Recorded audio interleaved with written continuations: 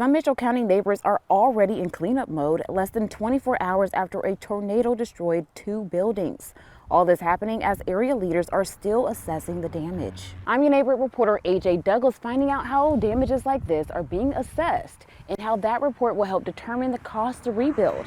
We feel comfortable with saying that this was a tornado. Now we have to assess it to give it a rating. Felicia Bowser is the meteorologist in charge of the National Weather Service in Tallahassee.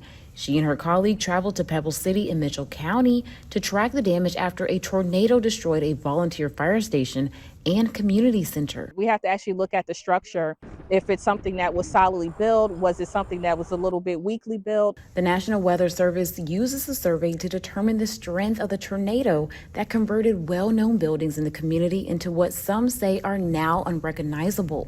But less than 100 yards away, Pebble Baptist Church is still standing. I remember here for over 50 years. I think it was a miracle that God spared the church. Kent Grogan, along with other people in the neighborhood, wasted no time to begin cleaning up after the storm. We had a steeple on the top of on the roof line of the church, and the winds moved it, moved it a little bit on top of the church. So we had to remove it this morning and repair the damage underneath because we were having water damage inside the church. Bowser says despite the level of damage to the area, this is not uncommon for this time of year.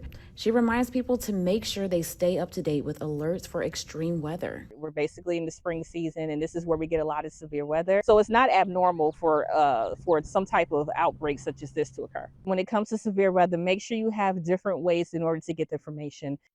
The county will use the results from the survey to apply for federal funding. In Michell County, I'm AJ Douglas for ABC 27.